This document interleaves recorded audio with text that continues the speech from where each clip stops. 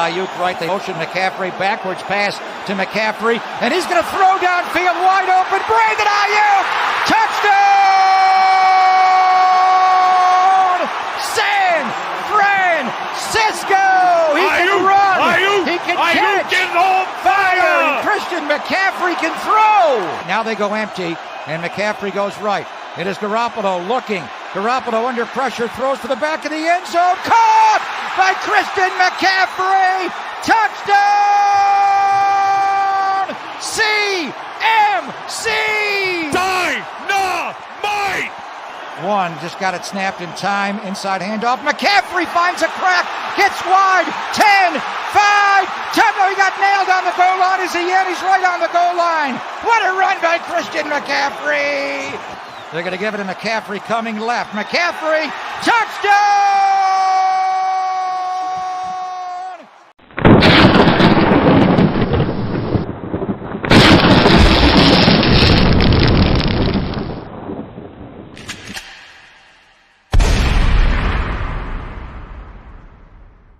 Hey.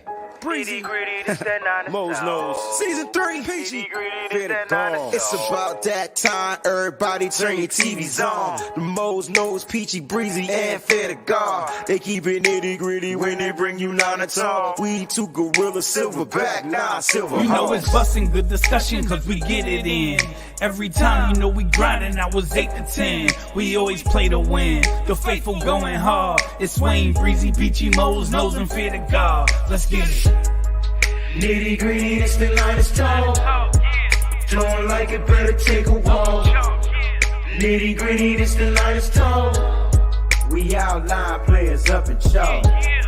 Nitty gritty, it's the lightest talk. Don't like it, better take a walk. Nitty gritty, it's the lightest talk. Lightest talk. Nitty gritty, it's the lightest talk. What's going on, faithful? The Nitty Gritty Niners Talk crew is back. It's been a minute. Peachy is in the building. Mo's Nose is in the building. What's going on, fam? What is up? What is up? I'm glad that I can come in here, just rushing home from work, trying to get on here so we can spend a little time with the faithful. Something's going on with my camera. I don't know what it is, but I'm here and that's all that matters. And we just gonna rock like it is. I love this guy. Good to see you, Peachy. Always. Mose, what's going on, fam? Needed this. People at my job, they want to die. So I need something to calm me down so I don't kill nobody. So I'm just glad to be here. Amen. First two Mo's. Manic Monday for Peachy. So yep, I know all about it. Well, I'm sure Moses' situation does it have to do with Philadelphia Eagle fans? Nope. Okay. Good. Because they crazy out there, man. They listen, I already knew they were crazy because we met the majority of them, but the stuff that they were doing, there's a clip. I'm not even gonna talk about that clip that's going around right now. Can I do this? Okay, because my son is a Philly fan. I have a story. Okay. Okay. So my son being a Philly fan, God love him. I love him so much. Yes, I do. But let me tell you what. He is the epitome of a Philly fan, though. I'm talking about arrogance, smug, talks stuff with the best of them, the whole 9 yards, just, thinks, seriously. So he decided last night that after the game, that he was going to unleash 2 weeks of hell on me being a 49er faithful since I was 8. And basically take all of his anger that he has towards the 49er players, towards all the 49er fans that have been talking so much stuff that they have been talking since the game out on his mom. And he unleashed it. And he unleashed it. And he kept unleashing it. And he kept unleashing it. And he was unleashing so much. I was telling Breezy, I was telling him, I said, he was literally talking about how he kept unleashing it to where he wasn't even making any sense. That's how much he was unleashing Delusional. it. They delusional at this moment. He was unleashing it that much because the stuff that he started saying didn't make any sense in the end. Mm-hmm. Because so I told him, and I wasn't yelling. I told him, I said, hey, not too long ago, you guys wanted to trade Jalen Hurts. Don't forget about that because you didn't believe in Jalen Hurts. I don't know. I said, but Kendrick, you guys were having quarterback turmoil. I said, all our quarterbacks get along. You guys weren't having, your quarterbacks weren't getting along because everybody hated Carson Wentz and all this stuff. So he was getting mad, right? So at the end, Mose, you really appreciate this. So at the very end, now he had drinks behind him and everything with liquid courage. So he was coming at me. At the end, I told him, I said, you got anything else to say? Take your burdens to the Lord and leave them there.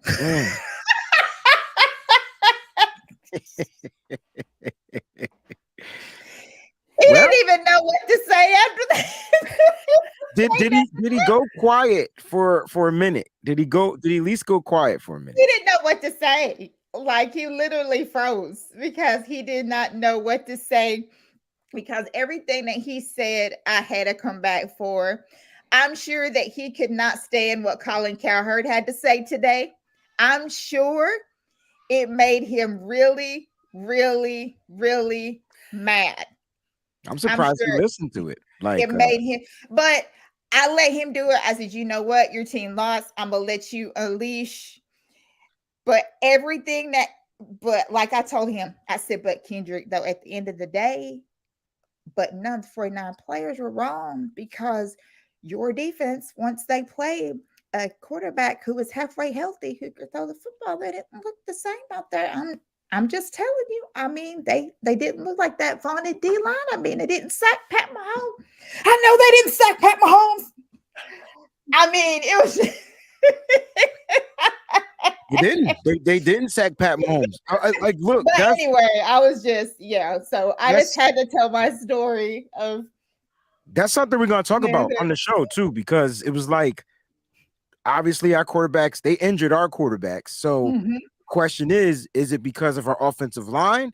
Is it because of the scheme? Right. Is it because of whatever it was that we did? Clearly, Andy Reid, all right, doesn't make him like the smarter coach. It just makes him a coach that pays attention to details, in my opinion, to where the simple fact he watched the team get their ass whipped and he did exactly the opposite, right? He ran the same damn plays the 49ers were doing. Instead of leaving a backup tight end on Hassan Reddick, he decided to say, hey, running back, how about you go and chip this guy as well? Opposed to Kyle Shanahan feeling like, hey, man, if I could get Christian McCaffrey open, they still had Debo as the decoy, like you said, Mose. And unfortunately, I will say, though, on that play, it was a lot different to where Reddick was lined up. So Reddick on Croft was far stretched to the outside. He wasn't like that on Gray. And so if you go and look at it, his lineup was a tad bit different. I don't know why he didn't come the same way, but maybe he just knew he can get over on old man Croft, because Croft is old. Like, he's been in the league for a minute. But a lot of stuff we're going to get to on today's show. We'll recap the Super Bowl, and it's time to kick it into the offseason. It's time to kick the gear into the offseason. Officially starts for the NFL today. We'll talk about that. Shout out to everybody that's watching, all the members of the channel. I truly appreciate you guys. Don't forget to join the channel. Also, most importantly, like this joint, comment, right? Don't forget to leave a comment in the comment section and subscribe to the channel. You can also become a member for those that aren't members, so make sure you do that. The show is also streaming on Twitch, twitch.tv/WayneBreezy, so go ahead and check that out. Make sure you follow Nitty Gritty Niners Talk on Instagram and Twitter. It's the same at NGN Talk. And then the Facebook group, please join the group at Nitty Gritty Niners. All right. All you got to do is answer 3 questions. Ms. Debbie is the administrator over there. If you answer the questions correctly, you will be in. Don't try to join the group and not answer the questions, because she will leave your ass in the hosting cell. And I'm not going to override what she does on Facebook. That's not how Breezy operates, and she ain't about to switch me down. Pause. Y'all know what that means. I'm not getting lit. I'm tired. I'm 41 years old. I don't want. Am I 41? Can't remember if I'm 41 or 42, but I'm in my 40s, and either way, I'm 42 already. Damn, you said it was your Ronnie Lott year. Oh, that's right. Well, I've been telling people just turned 42. 41, bro. Shoot. You just turned 42. Your birthday was a couple weeks ago, dog. Just had a birthday. Bro, let me tell you how my day went, right? Did the Wayne Breezy show this morning? Check. It was dope. It's official. Everybody was in there. It was dope, right? It was an hour, 15 minutes. Perfect timing. I had to go to the podiatrist today. Went to the foot specialist today because I've been telling you for 2 years my feet hurt. So I decided to go to a guy that was recommended to me from my boy from my band. He recommended this podiatrist to me, so I went to go check him out. Went and got my feet scanned. Bro, my feet so bad. Listen, I kept asking the guy, I said, yo, he asked me what shoe size did I wear. So I started off at a 10 and a half, and somehow I'm like 11 and a half and 12. I don't know how my feet are growing. He said, silly, your feet aren't growing. Your feet are flat.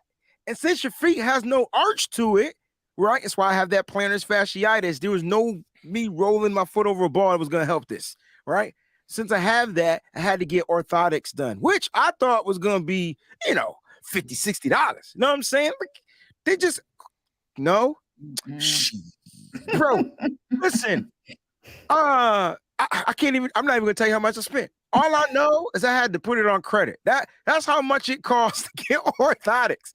I was like, damn, but he told me once I start wearing these, it's going to help build my arch back in my feet, right? And it's going to release all the pressure and my feet will go back to somewhat of being normal.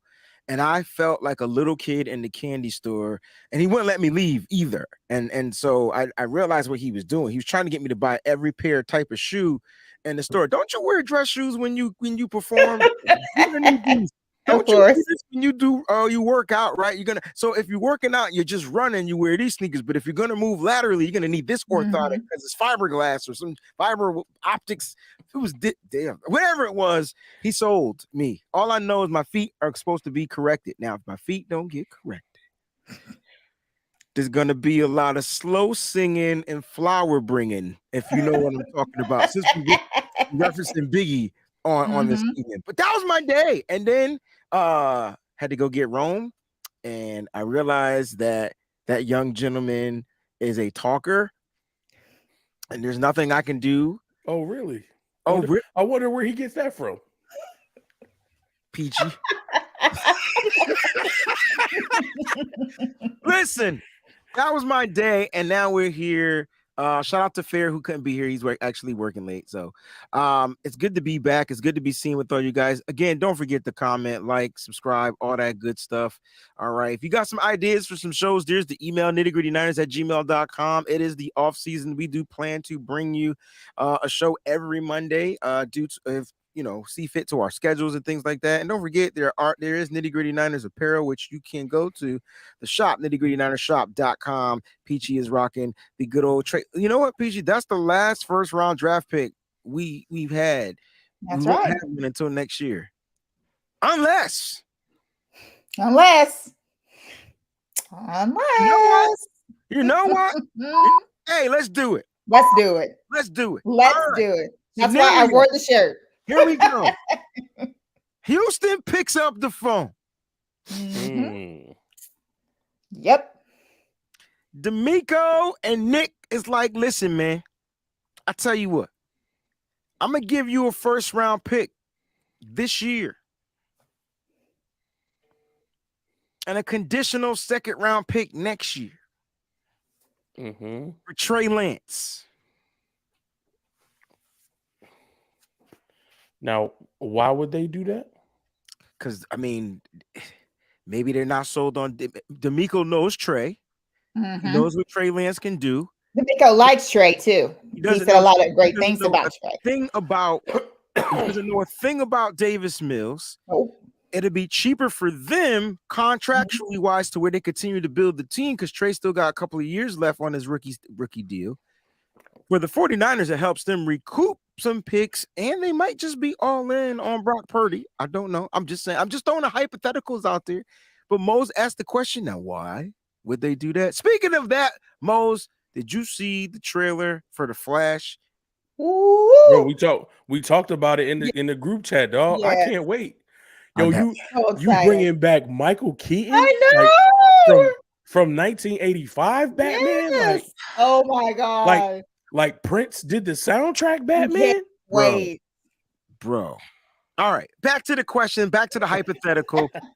All right, they saying I'm being weird out there, and I get it. People thinking it's a Madden trade. It's not a Madden trade, actually. No, I mean, I wouldn't say you being weird. I think all hypotheticals at this time of the year are out there in the open because, we don't know what anybody's going to do. However, I would say if you're Houston and you have the number 2 and the number 12 overall pick, I feel like you can get your quarterback. And D'Amico knows Trey, but Trey has been in the league, 2 years now? So he has technically 3 years on his rookie deal, 2 years plus the 5th year option, right?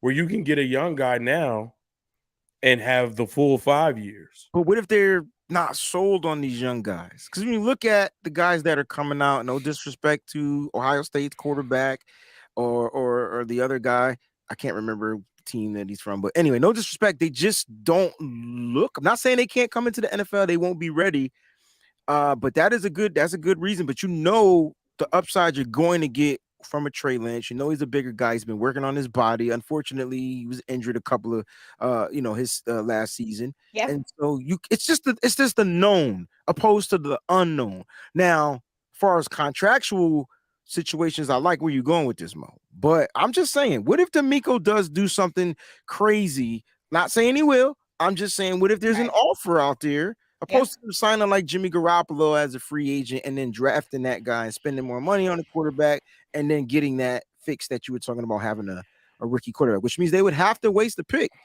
And here's the thing. This is what I don't want to happen to D'Amico Ryans, because I actually like the guy. I like Robert Saleh too, but I thought personally drafting the quarterback was going to be to his downfall. Now he's got to figure that out, because I do know when you pick your quarterback as a head coach, you better get it right, because that's when your clock starts. I want D'Amico to get at least 2 or 3 years. Right. Bryce Young was the other guy. Thank you so much. Right. So I mean, you want D'Amico to get 2 or 3 years, but I think if you trade a first round pick, if you're Houston, even if it's 12, right? Even if you keep 2 and you give up 12, even if you give up 12 for Trey Lance, to me that starts the clock for D'Amico as well, because you're giving up first round draft capital on your guy. You're telling me that from what you've seen in San Francisco, this kid is ready. So essentially, he is being stacked up against Davis Mills. He's being stacked up against at least C.J. Stroud, Bryce Young, and Will Levis. Yes. So he has, off the rip, he's got to be better than 4 quarterbacks. Now, the only thing that it could be a benefit is the fact that they're bringing Bobby Slowick over to be the offensive coordinator. I was about to say that. All right. So that's the only benefit is D'Amico is coming in and he's establishing a culture. He has a quarterback that he loves, who's helping to establish that culture. And now you bring over Bobby Slowick, who was in this building, who knows Trey Lance, and they kind of speak the same language. There we go. While Trey Lance hasn't played significant amount of football in the NFL, he has more experience than the 3 rookies, which makes in this draft class, which does give him for that team. Right. So that does put him ahead of the curve. So that's why when you talk these things out, people in hindsight, they'll be like, "Oh, Breezy, you being weird, this and that." But when you talk these things out and you look at all the additional factors that go into it, it does make sense. Now we ain't going to get 2. No, we're not getting 2. Put that out there. We're not getting 2. But it's possible 12, we could get 12, which is, and like you said, either a conditional second round pick or maybe even a conditional third round or a 4th round pick, something like that. Yeah, like it's a conditional third that might turn into a second, or something going forth. It's a way for the Niners to rebuild in the draft, and they don't have to necessarily waste that 5th-year option on Brock Purdy because it was a 7th-round pick, and then they could go out and do it again. It's almost like what they're doing. It's like, so what do you do at the quarterback position then if you're San Francisco? So I think they bring in a veteran, and I'm gonna let Peachy talk about this. So like this is Peachy's like specialty. She knows these veterans. She knows the type of veteran. So Peachy, let's say they go this route. Let's say Brock Purdy, because Reaper underscore Cobra 96 wants to know how long Purdy's going to be out for. And according to Purdy, it's 6 months, but he's leaving it up to the doctor. So when he gets the surgery, when he goes in for the surgery, if the doctor recommends him getting the hybrid surgery, there's a possibility that 6 months turns into a longer. 9. Okay, so 6 to 9, like that's longer, 9 months, and then you got to leave in the possibility that something can go wrong, which could turn into 12. Now you're talking the whole season. So I don't know, but right now it's 6 months. So let's talk about some of these vets that might be available in free agency. Because there's one I believe you were talking about, and I scratched my head and I thought, wait a minute, it might make sense to even bring him in here. Who you got? Who are you thinking that's a free agent that you know off the top of your head that might be available? And if you don't know, I'll throw some out there. Well, after listening to TV today and people talking about it, apparently there's a couple of rumors that have been thrown out there about Derek Carr. Which was really interesting because I didn't realize that Derek Carr was even interested in coming to San Francisco until today. I didn't hear about this, Peachy. Go ahead. Yeah. You let us know. He is actually interested in coming to the 49ers. So that was something that came out today that I was not aware of, that he was interested in coming here. Brunel, Jacoby Brissett, I'm pretty good on that. Jacoby is a free agent. Yeah. Which Derek Carr isn't a free agent, so we have to trade for him, right? No, that's actually not true because Derek Carr. You got it. Okay, because Derek Carr has declined. There's no trade clause, and the Raiders are going to release him. So he is going to be a free agent. He can go wherever he like. If they release him. No. They're gonna have to. They're going to. They're not going to play him. So what happened was, bro, they granted him the ability to talk to other teams to see if a trade could get done. He went and he spoke to New Orleans, had a good conversation with New Orleans. Now this isn't confirmed, but he left that meeting with New Orleans and then he went back to the Raiders and said, I don't wish to be traded to New Orleans or any other team in the NFL. The reasoning is he doesn't want his new team to have to waste draft capital that they can use to continue to build the roster. He doesn't want he's basically forcing his no trade clause, which is going to force the Raiders' hand, and they're going to have to release him. Then he can go talk to whoever he wants, and then he can get signed because at that point he will be a free agent. But I hear me out. The Raiders have no choice but to release him because if they don't release him, then they're on the hook for a ton of money. So they have to release him. Because if not, then they have to pay him like I forgot, it's like upwards of 20-something million dollars. If they release him, what's the difference? Not hardly anything at all. Yeah, I'm about to pull it up for the Raiders right now, but I think if it's a post. So if they keep him, he's due $42 million for this year? Hell no. Really? Yeah. It's a lot. And then if they gotta be some type cut him, then it's it's just some kind of like all his I forgot what you call it kicks in this year. So they have to pay him all that if they keep him. No, that's fine. I'm just trying to figure out what's the cut because there's a pre-cut, post, certain date, June 1st, and then there's the so his base salary is $32 million. His signing bonus and workout bonus is only is a little bit under $2 million. So if they cut him, he'll only be on the hook for that $2 million. Yeah. Oh, okay. Yeah, that's why. And So they'll only take a dead cap hit of $5.6 million. Yeah, that's why. That's the number I was asking about. Like, what does Yeah. it cost for them to cut? Right. So they pretty much have already said that they're going to just let him go. So if they cut him, they save $20-something million, basically. Oh yeah. Okay. They still gonna give him his guarantee, whatever he was guaranteed, but they save an astronomical amount. A lot of money. So let's see. I mean, listen, it's Right. football. They saved like almost 30 million. Yeah, it's football, and people do dumb shit. So we'll see what happens with this, because I'm thinking they don't have to cut him now. He doesn't have to play. So here's the thing: he gets that whether he doesn't play or not.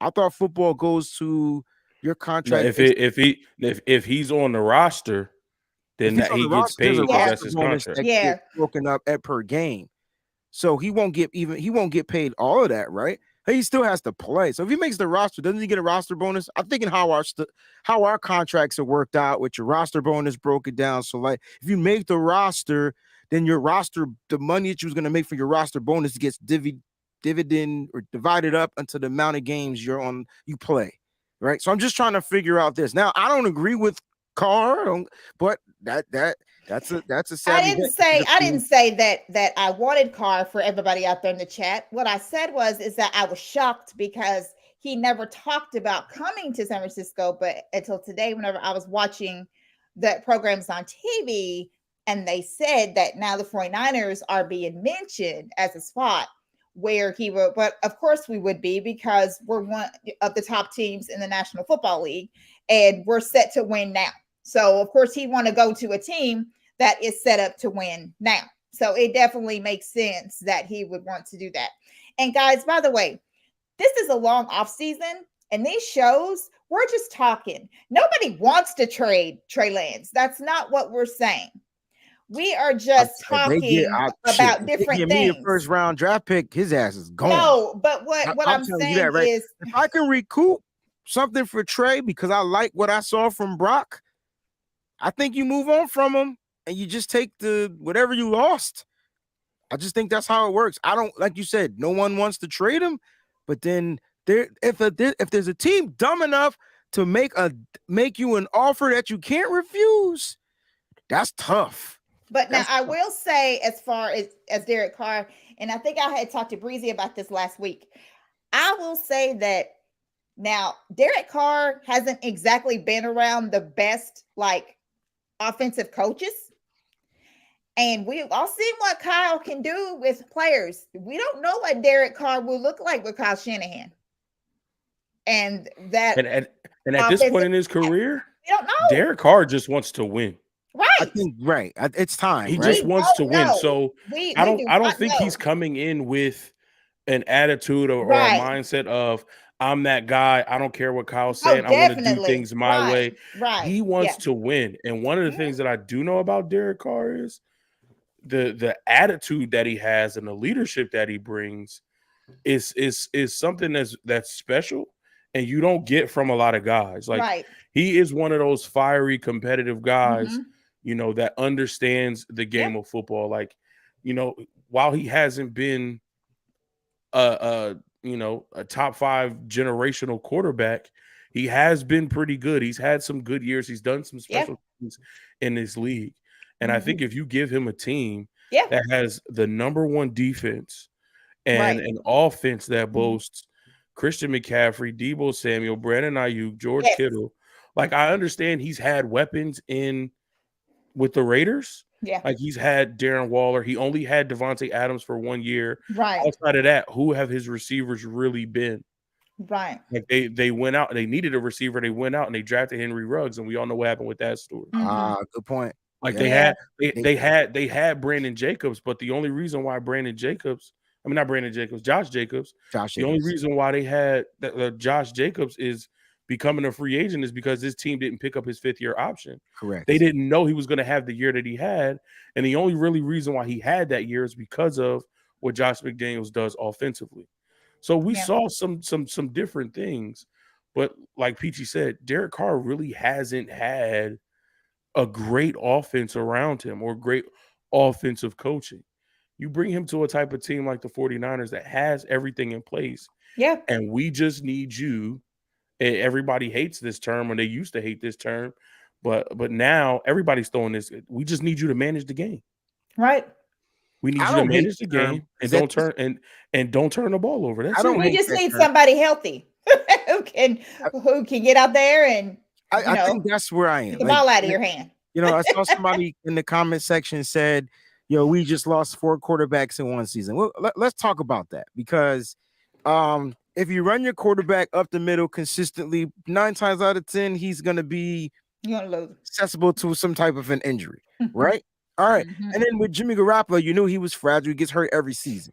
And then when it came to Brock Purdy, I mean, no one knew that was going to happen. Like, come on, man. But he got his arm bent backwards and it ripped something.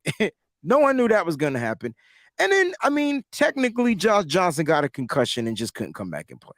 I mean, Josh Johnson wasn't even on the team until Jimmy Garoppolo got injured. And then they went out and got another quarterback. I'm surprised they didn't bring Kurt Benkert back to the team or to the squad. Instead, they signed Josh Johnson. So so it's not like, go ahead. You want to talk about health? I'm listening, bro, because I know he was healthy the majority of his career. Derek Carr, 2014 as a rookie, all 16 games. 2015, all 16 games. 2016, when it was still a 16-game season, he played 15 games. 2017, 15 games. 2018, 16. 2019, 16. 2020, 16, 2021, 17, 2022, 15. He missed a total of 4 games throughout his career. I think as a head coach, with your clock ticking, you got to put up a championship. And I think Kyle Shanahan has to put up a championship. I think at this point, it doesn't matter who's the quarterback. It doesn't matter how we win it.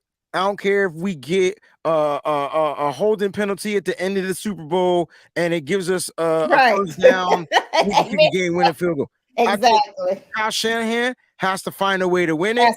He has to find these players that can stay healthy. Like Peachy said, health is everything, because it comes down to attrition at the end of the day. Even in the game we just watched, the Super Bowl we just watched, right? Like, I still felt like the Eagles were the healthiest team. Like, they were literally the healthiest team, but they somehow got out health or outwilled or whatever by Patrick Mahomes and those Kansas City Chiefs. Look, I don't take anything from Kadarius Toney. That boy has been written off his whole career since he's been in the NFL. I know he wasn't the MVP of the game. If he doesn't make should have been, especially if he doesn't make that return, he doesn't get hit, bounce off. He's like a Deebo Samuel. If he doesn't find a way to bounce off of the first initial contact, take the joint, reverse the field, and run the opposite way and get all the way down and tiptoed almost to a touchdown, right? If he doesn't do that, they don't score the go-ahead touchdown to take that, to give themselves that lead to where they're up by 8. Let's keep it a buck. Like, that's what he did. Guess what? They wrote him off. So the Chiefs figured it out. They had to get healthy at the right time, and they found a way to just out-health the healthiest team in football at the time. 49ers were totally unhealthy at the wrong time. They got unhealthy at the most critical position in football at the wrong time. Tyrod Taylor, I think he should retire. What are your thoughts on Tyrod Taylor? Don't want him. Think it's time. I don't want Teddy Bridgewater either. No. How is it that Teddy Bridgewater gets hurt every time he goes into I a don't game? understand that. I don't understand that. Listen, if we're mentioning quarterbacks and they've been hurt, don't talk about him. At this point, give me old man Ryan. I don't want him either. I don't, but he can stay he's durable. And he knows Kyle's system. I think you go that route. If that's the veteran. If you're going in the season with Trey Lance, Brock Purdy is still rehabbing. Exactly. And it's between 9 to 12 months, and you just need to have somebody there, one who can continue to help Trey with the offense. I feel like Kyle is doing a great job. I feel like what's his name? Who's Greasy? Brian Greasy's doing a good job. Yep. Mm-hmm. And then I think from just a player's perspective, from somebody who's seen it, I think Matt Ryan can come in and do a really, really good job with helping Trey Lance continue to grow and understand the offense. That dude is not coming to my team. No. He's a lock answer everywhere he goes. Yes, everywhere. Washington he goes. Is about to start Sam Howell and kick him to the curb. That's a good point. He is about to get kicked to the curb. He's done. Like his NFL career needs to be done. And listen, it never fails. When he was with the Eagles, there were players with the Eagles that said the dude was not liked in the locker room. Wow. After he left Philly and he went to Indy, there were players in Indianapolis who said the same thing. And I shout out to my homie, who's a Commanders fan, my homie Rio. I said, what do you think about that with Carson Wentz coming? He was like, listen, I give everybody the benefit of the doubt. This is a new opportunity. He has a chance to come in and do something different than he was before. And let's give him the opportunity to see what he does. And there are players within the Commanders organization that said, this dude is not liked in the locker room. So that's about three in Indianapolis too, remember? Yeah. So that's 3 different organizations where players in the team are like, yo, this guy's not liked in the locker room. He just has this aura, this air about him that just does not sit well with his teammates. And they don't rally behind him. They don't fight for him. It's just not there. They, like you said, the Commanders rather go with Sam Howell. Like when Taylor Heineke started to play last year, you saw a different Commanders team. They started to wake up.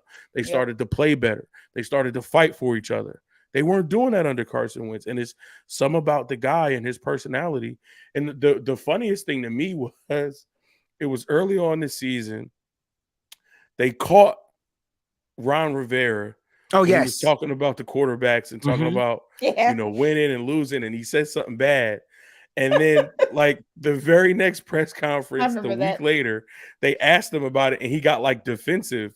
And he got upset. And we're like, Coach, we asked you this question based off of something that you said. Like, you threw him under the bus. And now you're mad at us for calling you out for throwing your starting quarterback under the bus. Like, that's when I knew, like, it's the same that it was in Philly and the same that it was in Indy. So Carson, if John Lynch and Kyle Shanahan bring Carson Wentz to this team, oh no, it's going to be some smoke in the city. Ooh.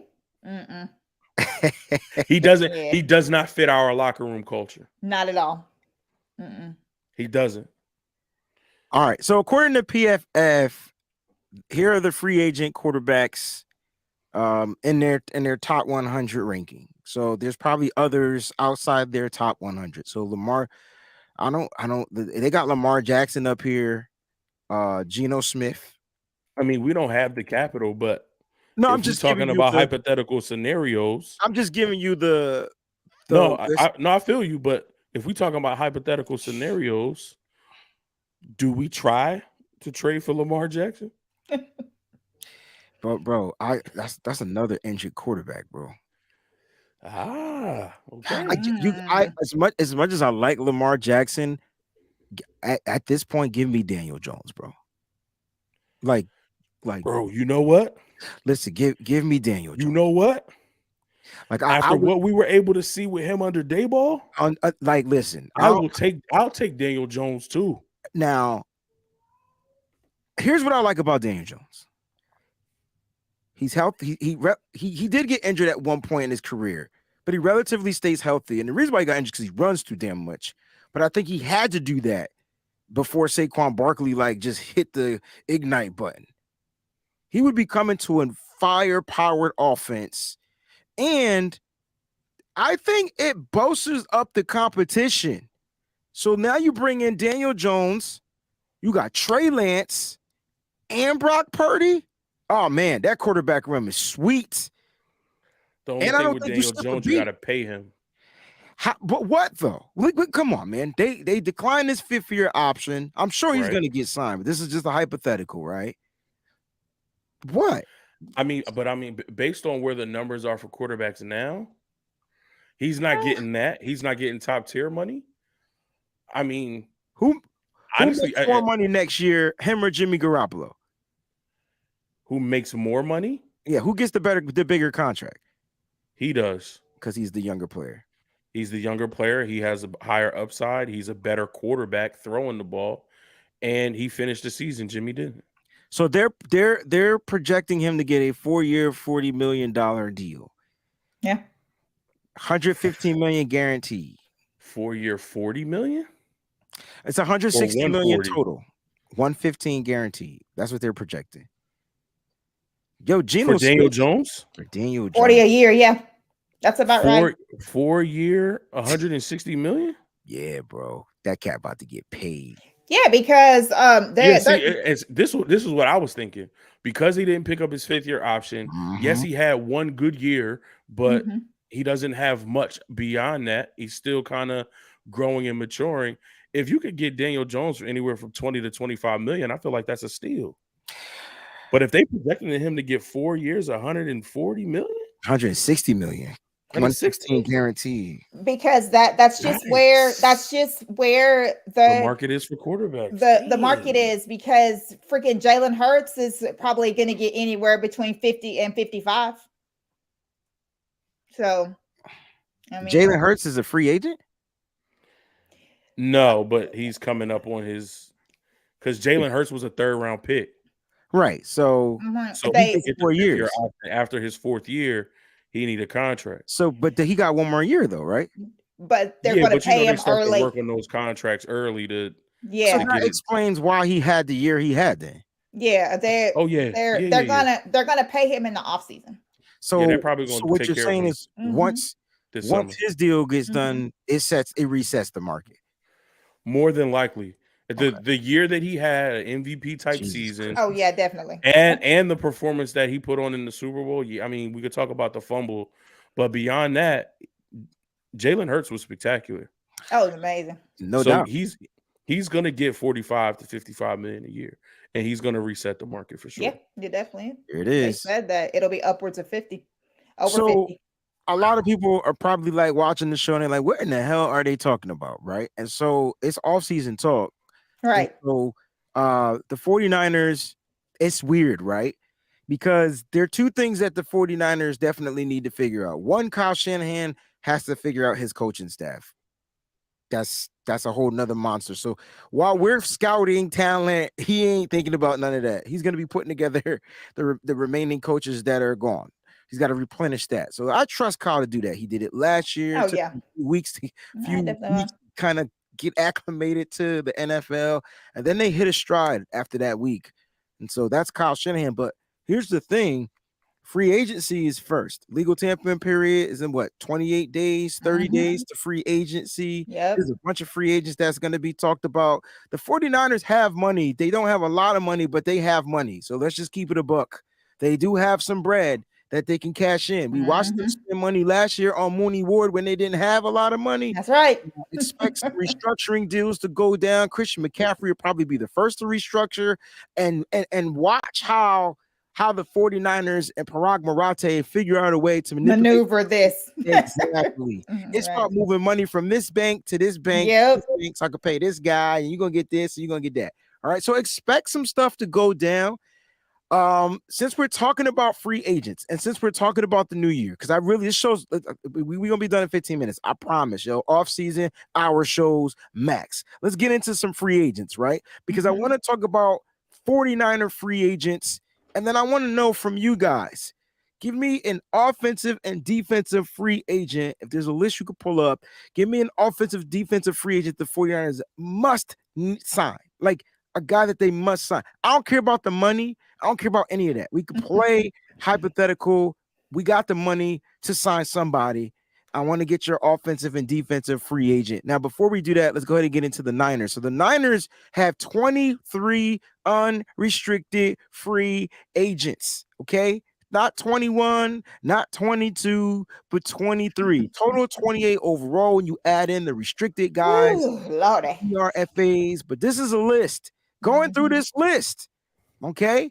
I want you guys to pick a player that the 49ers are most likely to bring back. Now, here I want you to factor in everything. All right. Okay. Most likely to bring back. Peachy, you could go first. I'll leave this up here so you can see it. Okay, no problem. One thing right before that, the Commanders are in the process of offering Deron Payne a contract, so he is not going to be available.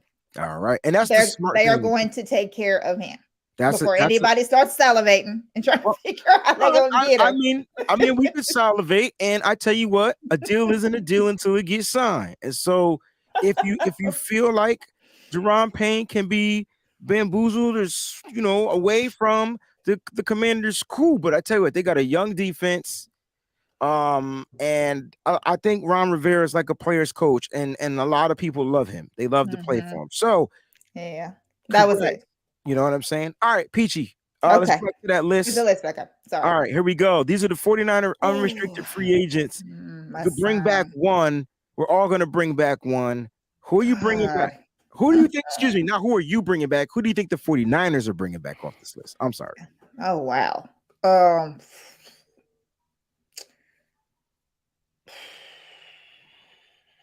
Mosley. Emmanuel Mosley, good one. You have to explain why. So I like that. That's actually a good one. Emmanuel Mosley, if you guys don't remember, he was injured this season. He was in his contract year. He goes out with a season-ending ACL injury. Did he get the interception on that play? I can't remember. My memory's vague. Did he get the pick and got hurt, or was he defending the pass and got hurt? He got the pick earlier. Oh, he got the pick earlier. Yeah. Okay. He got I the pick remember earlier him in the going game. up to go get the ball, and he just landed awkwardly. It was just it was nasty. But I like that. So, Peachy, tell us about Mosley. Why do you think the Niners are going to bring him back?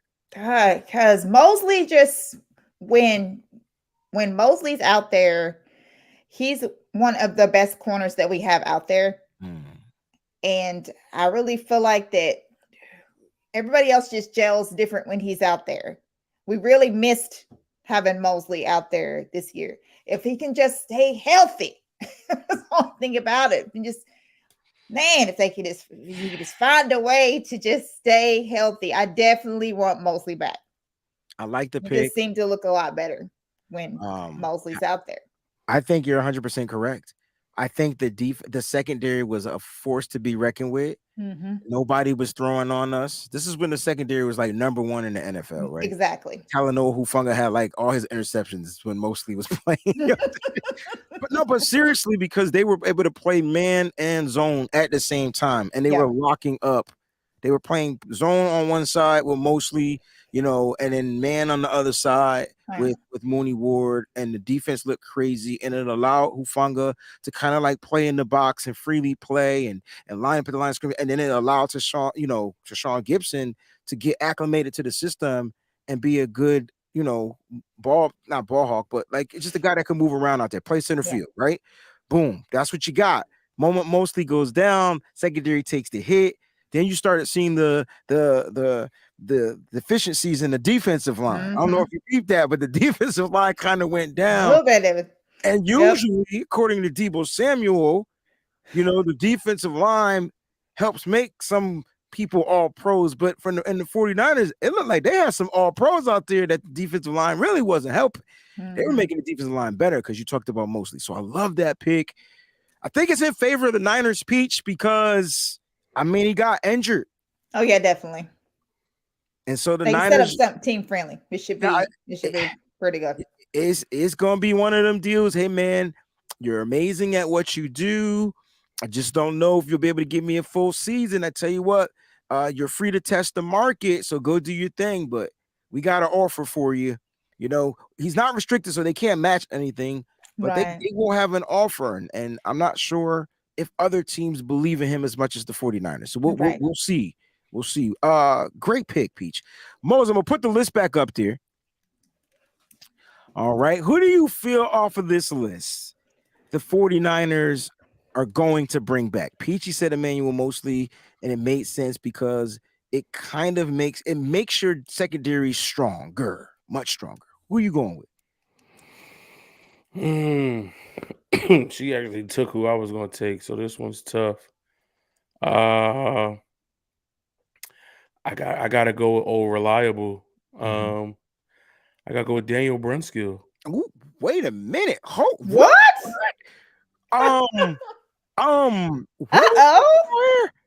Okay, Mose.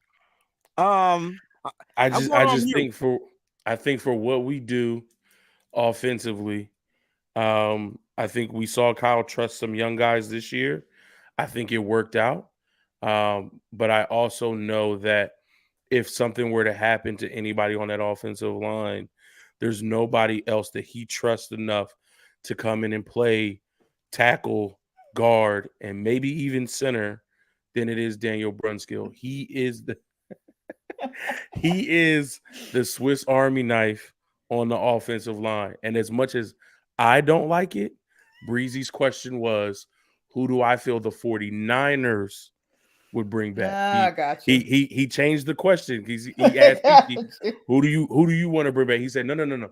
Who do you feel the 49ers will bring back? So based off of Breezy's question, I feel like it'll be Brunskill just because they trust him on that offensive line at multiple positions. I did that on purpose with the switcheroo, because we have to look at it from the lens of the team. Yep. And I want to do more of that going into season 4 of the Nitty Gritty Niners show, right? So we'll be going crazy, bro. Season 4. That's insane. Thank you guys. I mean, round of applause to everybody that's been rocking with us for this. Yes. Period. We appreciate y'all.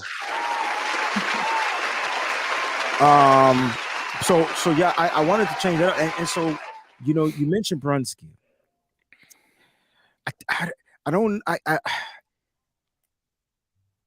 Brunskill had a decent year, but I feel like he's expendable. And it's because of the development of Spencer Burford, and maybe they teach him to be that hybrid guy. Hey man, I need you to line up at guard. I need you to line up at tackle. What if that's what they're going to end up doing with Spencer? Which you're like, why would you do that? And it's because he has the versatility. He was drafted as a tackle. He started basically the whole season, his rookie career, as a guard. Nick Zakiel was on this roster all year long. That man from Fordham never ever made the practice squad. There's something about Nick Zakiel that the 49ers like. I don't know if he's going to replace Jake Brendel at the center position. I don't know. But it's funny that you picked Daniel Brunskill. I got to go back to the list because I'm going to look at this from a 49ers lens. I'm looking at these players. Jimmy Ward's going to cost too money. They're overdone with Jimmy Garoppolo. Samson Ebukam just doesn't cut it. Peachy picked Mosley. I think they are okay at right tackle because I think they have a guy in camp named Nick Zakiel. Al Shire can't afford him. Robbie Gold. Shoot. Mose picked Brunskill. Some of these players, they're going to bring back multiple players off this list, to be honest with you, because some of them aren't going to cost us much. I'm going at the high-end targets. I'm going to go with an edge rusher, and I'm going to go with Charles Omenihu. Now, I know he had the situation toward the end of the season, but if it came up on a toss-up between Jordan Willis, Samson Ebukam, and Charles Omenihu, and Kerry Hyder, them your 4 guys. Omenihu gets the nod for me because of his versatility and his dominance in the inside and the outside. When he lined up at the outside, he was able to create pressure. When he lined up in the inside, he was able to create pressure and be in there to stop the run. And so I like that. He was drafted as an edge rusher. They forced him to play inside at that 3 technique or whatever it was and whatnot. Sort of like the DeForest Buckner kind of role at times. And then when he lined up back at outside, he still had the energy. I think the kid has the motor. He's proved that he is NFL caliber, built tough. And I think Charles Omenihu would be my pick. What are your thoughts on the 49ers bringing back Omenihu? I agree with you. If it's among those four guys, I think Aminu was the first one to get a contract offer. Okay. All right. So here's the breaking news from Ian Rappaport. The Raiders are releasing Derek Carr in advance of his money being fully guaranteed. So there it is. It's done. Just happened. Will he be a 49er? That is the question. It makes the it makes the controversy of quarterbacking, not for the 49ers, but for the NFL, interesting. Because once again, I thought Jimmy. Let me go back to the quarterbacks because let me read the quarterbacks. Here are the free agents. I believe Lamar Jackson. They're probably going to franchise tag Lamar Jackson. I don't know. I just feel like that's yeah, they probably will. Right. Lamar Jackson, Geno Smith, Daniel Jones, Jimmy Garoppolo, Jacoby Brissett. With Kurt Carr just being released, I'm sure he bumps up into the top 5 and it knocks out Jacoby Brissett because now he'll be a free agent. Oh yeah, definitely. So it'll take him out of the top 5. Might put him at 2. Might put him at the 3rd. Jimmy Garoppolo would drop down to the 5. It's going to be interesting to see what happens. It all starts though with Lamar Jackson, right? Would you agree with that? It's going to start with Lamar. Absolutely. Yeah. So we'll see what happens. But it's He's crazy. the first domino to fall. That's the first domino to fall. That's Definitely. the first domino to fall. So the Ravens are saying what the Ravens are saying is that even if they franchise tag him, that they would be they might be willing to listen to a team that might blow them away with, trade offers, would have to blow them away with something, I'm saying. I don't think they're going to let him go. I really don't. We'll see. T-Jack 478 had a question. He says, besides Bosa, who else should the Niners extend this offseason or try to get big name free agent? Which leads us into our next segment. So we all picked the 49er that we feel like the team is going to bring back. Now you guys are going to give me a free agent, offensive and defensively, from another team. And obviously it's pending on what the other teams do. We don't know yet. Hasn't started. Peachy already said Deron Payne 9 times out of 10 is going back to the Commanders. So you guys got to do your homework, or we'll do the homework for you. You just got to tune in. Make sure you hit that like button if you're watching too, by the way. Let's go with Mose first. Give me an offensive player you feel like the 49ers need to bring in. First, what offensive position do the 49ers need to address, in your opinion? I heard what you said earlier. I already got my offensive player. Okay, go ahead. Right tackle from Jacksonville Jaguars, Jawan Taylor. Ooh. Bring him into this team right now. Get him in camp. Get him in the offseason with Trent Williams. Get him whipped into mental shape. Listen. Him. When you talk about somebody who is willing to improve in his game. At first they were calling Jawan Taylor a bust because he was drafted. He was pretty high in the second round. He wasn't a first round draft pick. He was slated to be a first round draft pick. Fell a little bit into the second round, early second round. But a young kid out of Florida, had an amazing career there. Gets to the Jacksonville Jaguars. Had some stumbling blocks early on, trying to find his footing. But now I feel like he has found it. And again, he's because he was in the second round, Jacksonville doesn't get that 5th-year option. He's an unrestricted free agent. I feel like, he might want to stay in Jacksonville. They are building something new. They still have a young quarterback in Trevor Lawrence. That offense started to come on later in the season. They have a great head coach in Doug Peterson. But if he is going to test his options and try to get to another situation, I think it may be hard because he went to Florida. Now he's in Jacksonville, so he's home. But if we are able to pry him and get him on the West Coast, I think Jawan Taylor at right tackle would be a tremendous, addition to this offensive line. Stick him next to Spencer Burford, get him, Burford, Jason Poe, Aaron Banks, Trent Williams, all in a room together working out and pushing each other to be better. I think this offensive line is going to be a problem.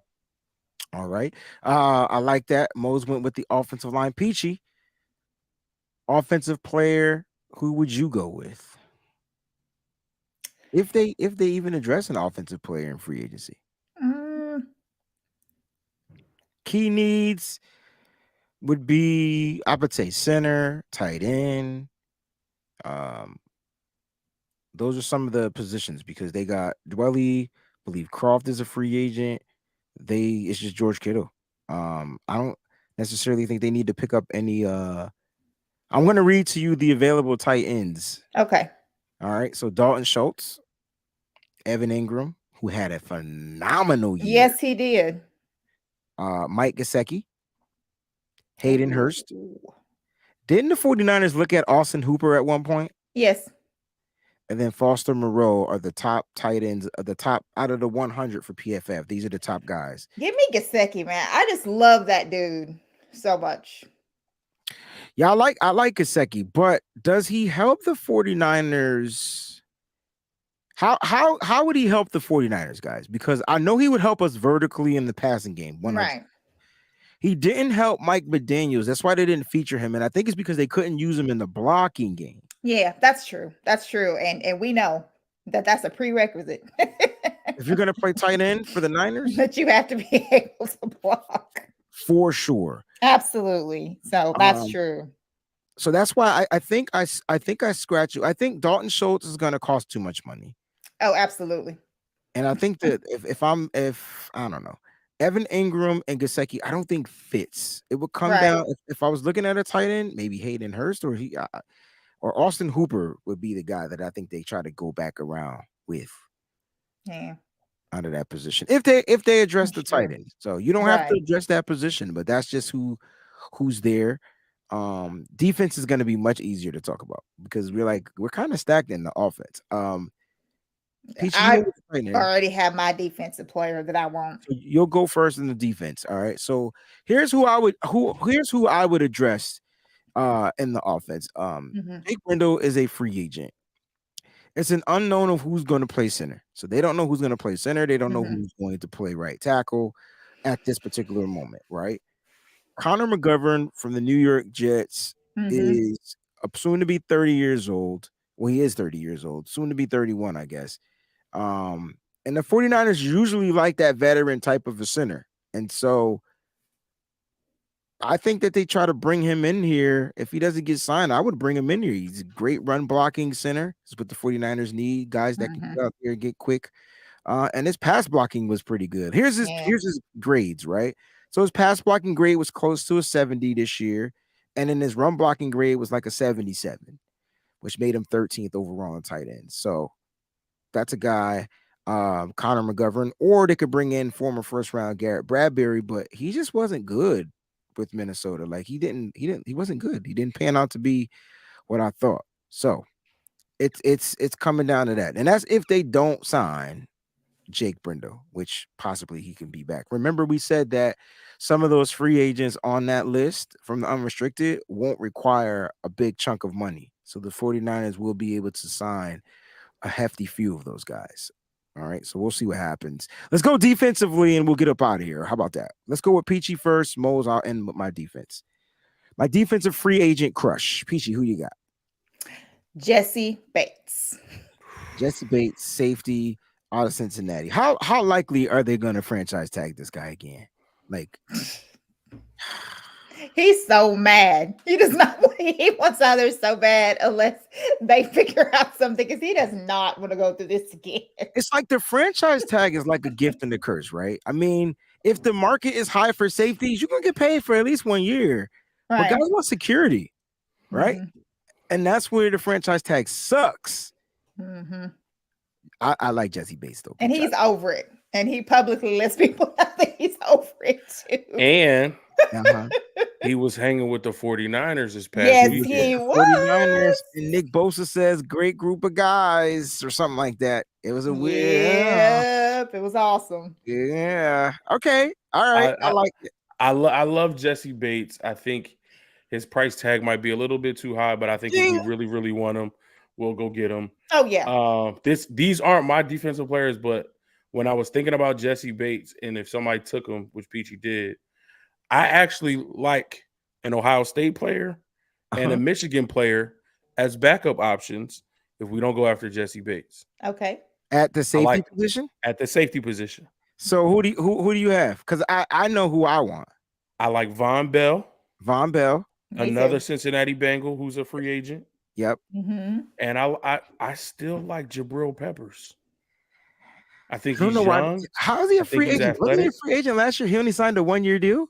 I think so. He's on my list on Sports Track as a unrestricted free agent. Fun fact: Von Bell from here. Oh, he's from Chattanooga. Nice. Okay. So if I was picking a safety, then it's it's the kid from Philly. CJ, man. Give me Chauncey. Give me Garner Johnson, yo. Like, look, let him play back there. And I know 9 times out of 10 they're gonna probably bring in Tashawn Gibson. Hopefully, I thought, in my opinion, Gibson played for a contract this year. I feel like he should get paid. I mean, didn't he lead the team in interceptions? Yeah, 5. I think that there's going to be some teams that are going to be interested in. They get a veteran in there. He's good to go. I mean, good. Yep. I like those a little. Notice how we're talking about the safety. Somebody told me we didn't need any safeties. I said, can you please list the safeties on the 49ers, please? Other than Talanoa Hufanga, because they all free. I try to say stuff as nicely as possible on Twitter without offending anybody, but I realize that my passive aggressive sarcastic talk just comes through. Period. This is what it is. All right, who you got, Mose? Peachy, that was a great pick. Okay. Listen, it is what it is until it ain't that way no more. Okay, who you go with, bro? It is what it is. Who you going with? Until we find somebody to lock it up. We need somebody opposite Nick Bosa. Who you going with? We need somebody. I know who I want. Really get after the passer. We need somebody who's still hungry and still has the mentality to tear somebody head off their shoulders. Damn it, Mose. I was going with this position too, but go ahead. Give me Jadeveon Clowney. No. Give me Clowney. No. Yes. Not bro. Yes. Wait, hold on. Give me Clowney. Hell no. Yes. Out of all the free agent edge rushers, you pick him? Me Clowney. I want Clowney. Yes. You sound like a Clowney. Listen. Listen, Mose. Let me just throw these names at you, bro. You picked this position. Let me throw these names at you. All right, bro. Brandon Graham. No, he's 35. Brandon Graham might retire too. And he might be out of here. He's contemplating retirement. Nope. I'll give you a young kid. Yannick Ngakoue. Nope. He ain't been good since Oakland. When they was Oakland. But hold on. Guess where he'll be coming to? He's been on a down for years. That's why he was in Minnesota. That's why he was in Baltimore. That's why he was in Indy. No, he's all over the place. But you're talking about a guy that's going to be coming into the top defensive line coach in the world, Craig. But Clowney's a better pass rusher. Yeah, I guess. Any other names you want to throw out? I'm looking at the list too. I mean, the person that I would want that I know we ain't gonna be able to afford. What about Marcus Davenport? About to be 27. He has had injuries, but I like Davenport. Nah, he's too inconsistent for me. The only other name on this list that I would consider Van Noy. Nope, because he's already been here. Arden Key. Kyle Van Noy hasn't been here. No, I said Arden Key. I don't want Key back. I if they make Key back into just an edge rusher, I can dig it. But if you got him being the tweeny guy, he played all right. But I just, yeah, I don't want him to be a tweener guy. Yeah, I want him to stay outside on the edge. Outside, right? It all depends on how they choose to use him. But hey, man, look, they did it with Kerry Hyder. And I can see him doing it with Arden Key. And Arden Key helped Jacksonville be relevant. Let's just keep the only problem that Jacksonville had, which was pissing me off, is Arden Key, the kid they drafted, Trayvon Walker, and Josh Allen, they kept dropping them dudes into coverage. They are not coverage linebackers. Good point. I don't understand why you're doing that. They could have really did something special and beat the Chiefs had they not continued to drop them into coverage. Like, great point. They were able to get to him. Jacksonville was able to get to Patrick Mahomes more than Philly was in the Super Bowl. So, like, you got these three dudes. Two of them you drafted high. One you signed as a free agent. All three of them get after the quarterback, and you're dropping each one of them into coverage. Like, why are you doing that? I understand scheme, and you trying to confuse them and give them different looks. But if that's not what they strong at, because Josh Allen, who is their best pass rusher, struggled in coverage. Every time they dropped him into coverage, Patrick Mahomes attacked him because that's not what he does. He's athletic, but that's not what he does. Let them guys go after the quarterback. So that's why I said I would bring back Arden Key if we are not desperate, but if we're looking for somebody and we're trying to fill some holes, we're trying to make sure we have competition and rotation, I would bring back Arden Key. I feel like Drake Jackson gives me some Arden Key vibes. Like he has vibes. I think he gives me better than Arden Key vibes. No, I mean, especially as far as getting your hands up, but he just yeah, for sure. Like long, slinky. He got the moves. Because once Drake Jackson gets that NFL physique, that boy gonna be a problem. I want to see if he takes a trip down to Florida and works out with the Bulls. I know they normally don't do that. They don't. But I don't know if anybody has ever asked Nick, like, Nick, can I come out with you and Joey for a week and just work out with y'all? I want to see if he takes that opportunity to reach out to Nick and go down to Florida to work out with him for a couple of weeks, get on that Nick Bosa program. I want to see if that changes what his body look like. If he come in ripped up, then we know he was doing some work. All right. Our brother 49er Media put out a name. No. Robert Quinn. No. Because so my position is interior. So I'm gonna go with the interiors, but Robert Quinn on the outside. What are your thoughts on him? If the Eagles couldn't make him a stud again, I don't think we can. And it's not about scheme or team. It's about ability. The Eagles had 70 plus sacks. They have 4 dudes with 10 or more sacks. Like, there were so many other guys to be focused on that the Eagles made a midseason trade to get Robert Quinn, thinking that he could add to that. And really, Robert Quinn was a non-factor once he got to Philadelphia. He was a non-factor. But is that because of rotation? Because they were the Eagles are. But you would think, even if it's because of rotation, he should be able to make an impact. Like, he should be fresher.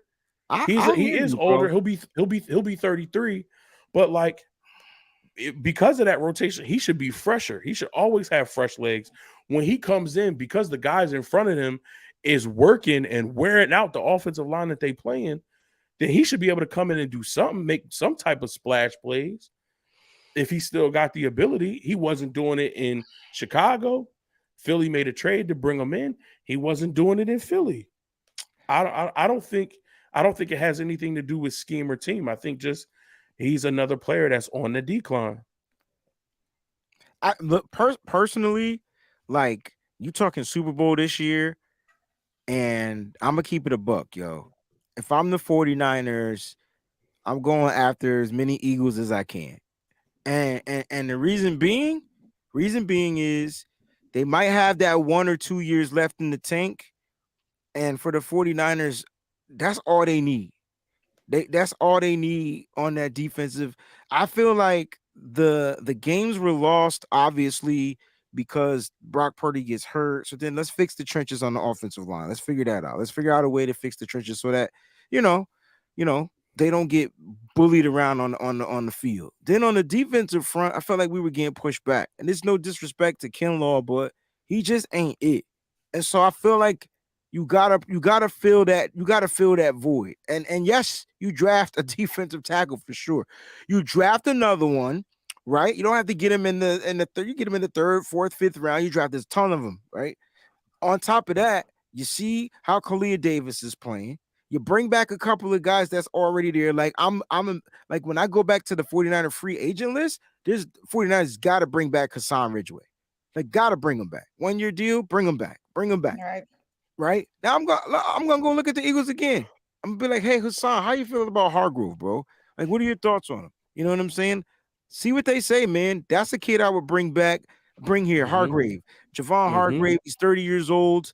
Phenomenal year. I'm sure the Eagles are going to look to re-sign him, but they got a lot of players. They got Philly tripping. I know. Philly is tripping. But here's the thing: they're not going to be able to keep everybody. They're not, because their main priority right now is Jalen Hurts. That's their main priority. So it starts there. Their main priority is going to be Jalen Hurts and giving him a contract. But then, hold on, let me keep going, Breeze. I'm trying to bring up the. Well, I'm like, listen, who can I line up? Who's going to be a threat in the pass rush and the run stopping game? That way, it helps me keep guys like Ridgeway healthy because they're rotational guys. I don't got to sit here. You want to know what the issue with the 49ers defensive line is? The issue is this. They couldn't keep guys healthy because they kept utilizing them suckers inside and out. And at some point, it just was wear and tear. It was just attrition. Kerry Hyder couldn't be dominant because he didn't line up where he started and was drafted as. You made him an interior guy, and it was working at the beginning when they had energy. Kevin Givens is a restricted free agent, isn't he? I think so. He'll be back. I'll pull that up. The Eagles, right? So the only person on this list that might retire is Jason Kelce. Yeah. Right? Yeah. Fletcher Cox, free agent. He's just talked about Robert Quinn, Brandon Graham, Javon Hargrave. Even though he had the penalty, they brought him in for a reason. James Bradbury, Isaac Suamalu, the guard on the offensive line, Kaiser White, TJ Edwards, two integral linebackers on that defense. And Ndamukong Suh and Linval Joseph, they brought them in for the stretch run. They may not bring those guys back. Boston Scott, Miles Sanders is an unrestricted free agent. You got CJ Gardner-Johnson. So there are some big names. And if Philly's prime objective is to extend Jalen Hurts, then some of these names on this list, they're not going to be able to bring back. So if you can go get a Hargrave, or like you said earlier, if you can go get a Chauncey Gardner-Johnson, you know, now's your opportunity to go do it. I agree. But I feel like the areas that we talked about, like Peachy said, safety. We got one safety, yo. Just so for those that are watching, there's one safety on the roster. Now, there's some guys that can possibly develop, like Quantrez Knight, like possibly can turn in. I don't know. I'm not dealing with possible. It's not spades. I need books. Like, you know what I mean? The window is now. Your books. We need books. Sure books. And so when you look at that, man, that's where it kind of trickles down. So I'm saying to myself, all right, Peachy's right. We need a safety, and then you go after the best. You shoot your shot. You shoot your shot, and then you have several other shots, right? The reason why I said that is Jesse Bates, Chauncey Gardner-Johnson, absolutely, Von Bell, Jabril Peppers, and then anybody after that. So I think that's where you going. So I got a little different trajectory. So I think it's Jesse Bates, it's Jimmy Ward, then it's CJJ, Chauncey, whatever his name is. Then I think those are your top three. But I think you would do Jimmy Ward over Chauncey Gardner-Johnson. I think so. I know you're getting an older Ward. The thing I like here's what I like about okay, Peachy, you picked Jesse Bates, but here's why I took CJ over him, because he could play in a nickel. And the same thing Jimmy Ward can do, he could play in a nickel. And so God forbid the 49ers are able to bring back Tashaun Gibson. I know Jimmy Ward wants to play safety, so there's no way he's coming back. But CJ, Charlie, whatever his damn name is, there's a possibility that he can come here as a safety and rework into the nickel spot. He's younger. And so that's why I took him. But I'm thinking as far as the top safeties that are going to be available, I think it go Bates, Ward, CJJ, Von Bell. That's but for the same reason that you said, that's why I put Chauncey over Jimmy Ward. Because he's younger?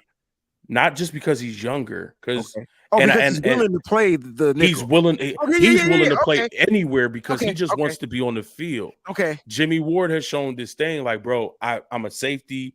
I found my niche at safety. Like when I first got here, when I was younger, I played corner, I played nickel, I played safety. You know, I had some injury issues. I couldn't stay on the field. Like I found my home here and I want to be here. Chauncey Gardner-Johnson, like, yo, put me on the field because I make plays. Respect. I just want to be on the field to make plays. Coupled with the fact that he is younger. That's why I will put him over Jimmy Ward. Yeah, I mean, so you talk about Taylor Hawkins, who is with the Niners, like, again, possible. So, like, I'm not saying these guys can't develop. They're just possible. So, speaking of that, like, let's end the show with some good news because the 49ers did sign linebacker Marcelino McCrary-Ball to a one-year deal. And let me explain to you why this is important. If you didn't get a chance to check out the article that I wrote for 49ers website, go ahead and give it a chance. Go ahead and give it a read. I think it was pretty good. I actually did it right before the show. And it's published, so it's out there. Check it out. All right. But here's why this is important.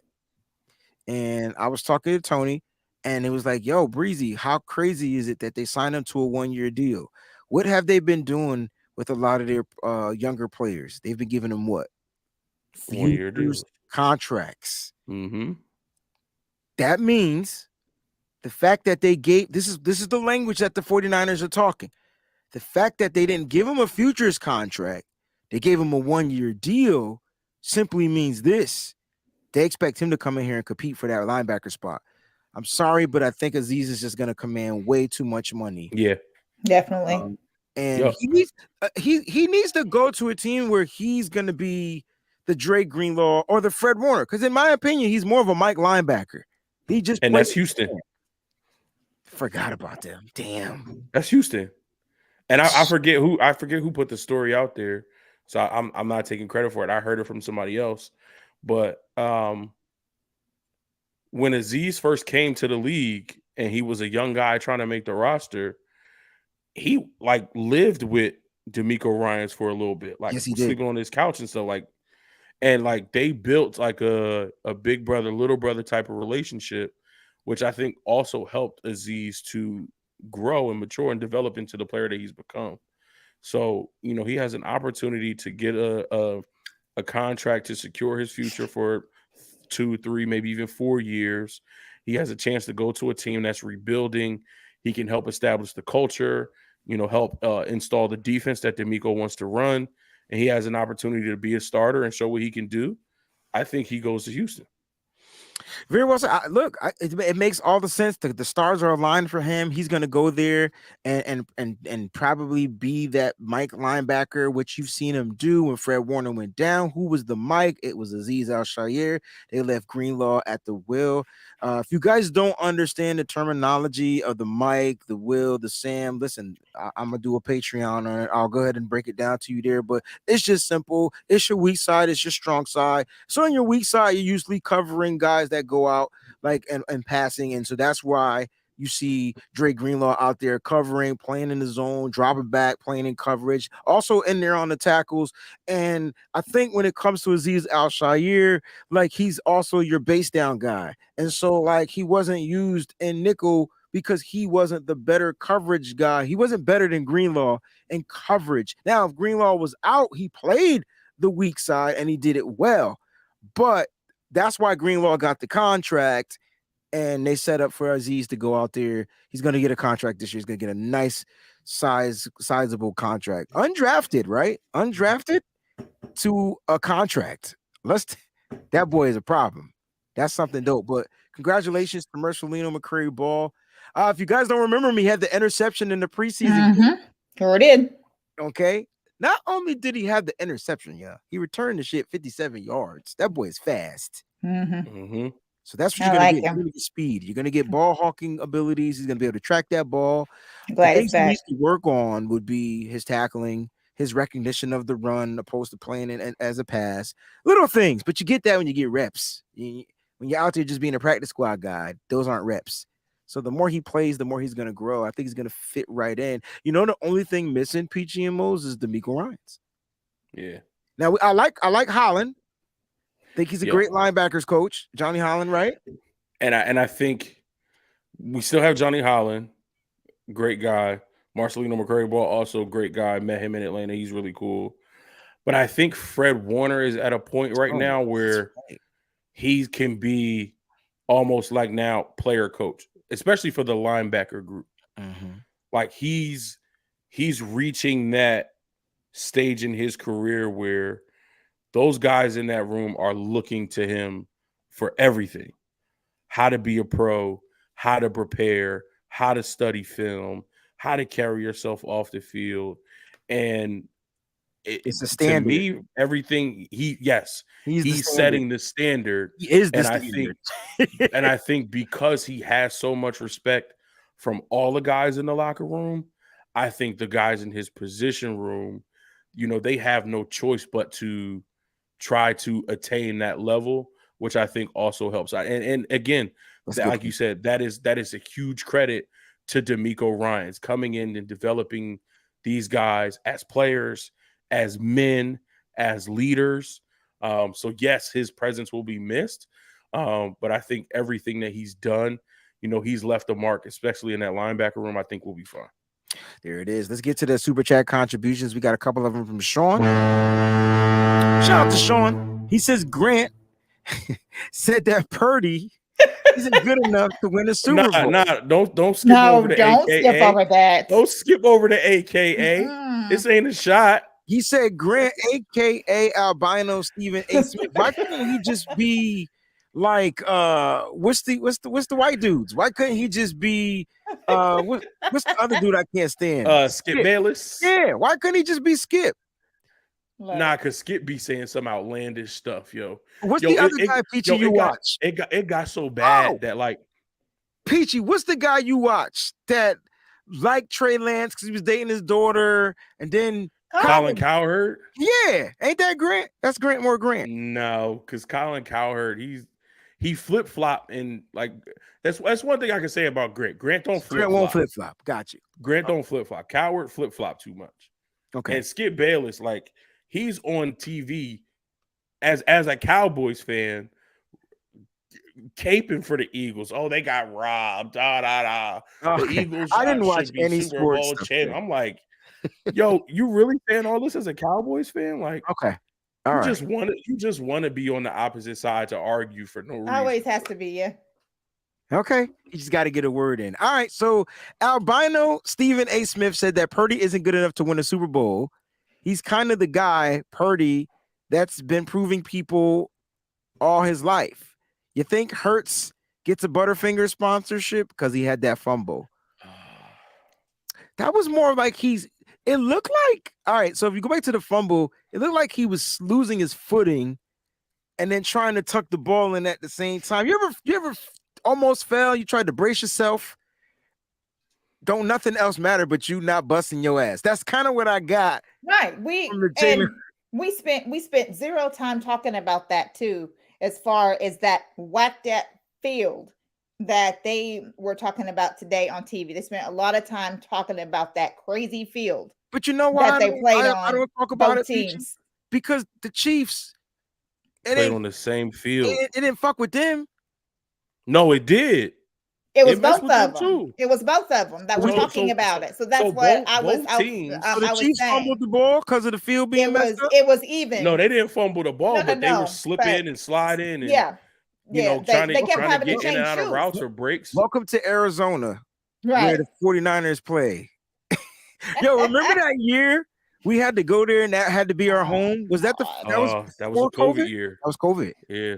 That's the COVID year. Home away from home. Season. So is it because of the stuff they added to the field, like the writing, all that type of stuff? You think? I don't know. It was some kind of they were talking about it. It's some kind of stuff that they put on top, or it's like some weird new stuff they put. Yeah, grass kind of hybrid compound or something like that. Yeah, like make fields like Just Yeah, natural grass. Natural grass. right. And that's the stadium where the whole field slides from inside to outside to get natural sunlight. So why don't you just have a landscaping crew that comes in, maintains it, waters it, gets the proper sunlight for photosynthesis and the chlorophylls and all that stuff. Wow. Like, yo, just play on you natural had the grass. Super Bowl. Like, why are you messing with that? Like, why are you trying to like put new stuff up? Like, they're trying to make some kind of new concoction or some kind of new turf or some kind of new stuff that they had.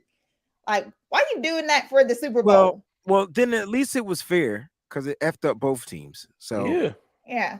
I mean, you could complain about it, but I mean, hey, I mean, listen, Jalen Hurts had 3 rushing touchdowns. I mean, didn't mess with him. We're not going to complain about one slip up and one fumble because of the turf. Like, he was still able to run the ball effectively. All them QB sneaks wasn't nobody complaining about the turf then. So it was just affecting both sides though. But yeah, I got you though. All right, Sean says Chiefs said feels good, baby. Beagle said no, it hurts. Hey, Glass Gym is available. I can't tell if that's a curse word. That was me. Oh no, that was him smashing his fingers with the hammer for typing that. Listen, Jimmy's going somewhere. I think 1 year deal somewhere. Just not here. It's just not here. He's going somewhere. There's no way over Kyle Shanahan's dead body that he's going to let Jimmy Garoppolo come back. If I think John Lynch would get fired, I really. You want to see a firing? You want to see remember back in the day it was Jim Harbaugh versus Trent Baalke. You want that to happen in San Francisco? No, they have to move on from Jimmy. So I don't know, man. I don't know. Maybe in Vegas, wherever Jimmy. You know what? I want to play Jimmy twice a year. So I really think that Aaron Rodgers is when he comes out of being in the darkness, and anyone who didn't see, you need to walk into that marvelous light. He better go accept Jesus. I feel like it's funny every time they say he's going into the darkness. Thing that I put on there, my sister, because she's like, everybody knows that she loves Aaron Rodgers. She was so mad because I put that what's the character from Lord of the Rings? My Precious. I put it up there on the thing. And she got mad. He comes out there. Does look like Spiegel, doesn't he? Spiegel, whatever his name was. I mean, I'm just saying. I mean, he's going to spend 4 days in the darkness and isolation and whatever he's doing, so he can come back and request a trade to the Raiders, and then he's going to go to the Raiders so he can play with Devontae Adams. That's all he's going to do. I mean, there's no mystery to this. I wonder if he pulls the Derek Carr stunt in Green Bay. The Packers already told him that if he wanted to trade, that he could have one. They're over his crazy crap and all his different, special medications and all this other stuff that he does and all the other stuff that he does. Yeah, he gonna get ayahuasca put on the ban list. Right. I'm gonna tell you right now, though. I would love to see Aaron Rodgers go to the AFC West, yo. Let me tell you who their quarterbacks would be, bro. That'd be insane, bro. Justin Herbert, Aaron Rodgers, Russell Wilson, who I think is gonna have a crazy freaking phenomenal year this upcoming. Don't ask me why. With Sean Payton. Because I know we know why. Sean Payton. I know. Sean Payton. I know. I just didn't want to say it. And freaking the MVP. And Patty, my homeboy. Damn.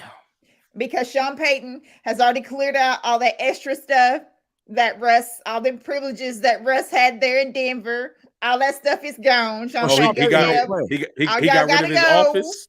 His crew, all that gotta go. Office in Denver, bro. Yes. Yo, they gave all him that gotta go. He had an office like he was an offensive coach or the head coach. All that had to go. All of Russ's special coaches that he had, and chairs, and all that open window to the training facility. Sean Payton got rid of all that. all My that man win. he had an office. Yes, he had an office. He had special coaches. He had all these different people that were coming in, like, you know, a nutritionist, a like massage, like all these people that would come in. Sean Payton came and cleared out all of it. Came and cleared out all of it. Thought he was Hugh Hef. All right, here we go. Let's end the show with this, right? Great show. Thanks everybody for tuning in. We appreciate you guys over here, the Nitty Gritty family. I gave my Super Bowl 58 prediction. It's going to be 49ers and Buffalo. A lot of people say no to Buffalo. Let me just remind you that their defense was missing. Like, their whole secondary was shot like the beginning of the season. I'm just going to leave it at that. Peachy, Super Bowl prediction. I know it's early. Who you got?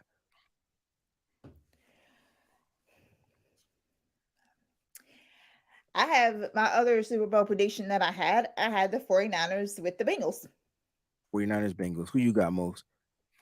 I was going to take that, but to give you something different, I feel like the Chiefs get back there and we get a rematch of 2019, 49ers Chiefs. Ed McCaffrey, father of Christian McCaffrey. So awesome that's dude, by the way. It's going to be Niners and the Broncos. Yes. So, guys, the odds for the Niners making the Super Bowl is in their favor this year.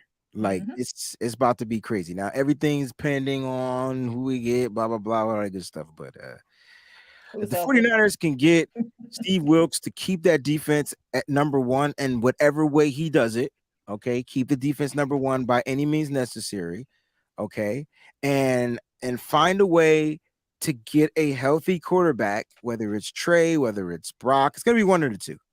Find a way to keep your quarterbacks healthy all year. The 49ers are going to light the league on fire, bro. And I think the league knows it. And I think that's why they weren't in the Super Bowl this year.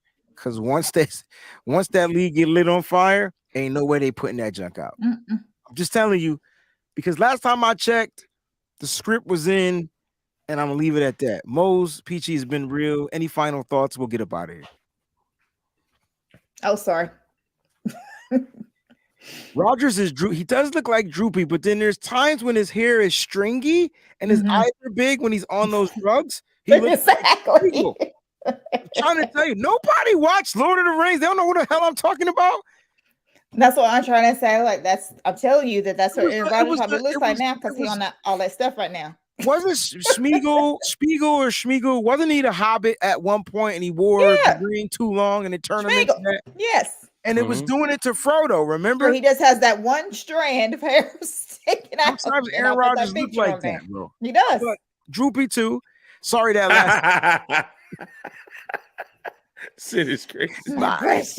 Yes. My precious. Yo, I want to go watch some joints. All right, man. It's been real. Thank y'all so much for tuning in. Appreciate all the super chat contributions. To all the members out there. Love you, man. Congratulations to Christy Marie. All right. She is the winner of the Run CMC shirt. I hope the family is doing well. It is Smeagol. Smeagol. That was his name. I said Spiegel like it's a clothing magazine or some shit. But anyway, it is what it is. It's been real. We'll see you guys next Monday. Same time, same place. There'll be plenty of Niners stuff to talk about. We hope. All right. Get ready, man. It's about to be a long off season. Damn, the draft is 70 plus days away. Man. Coming up. 15 to the combine, 30 to free agency, 76 to the draft. Very close. What are we going to do? Oh, man. It's been real. Love y'all, man. Stay up. Stay faithful. Always keep it nitty gritty, y'all.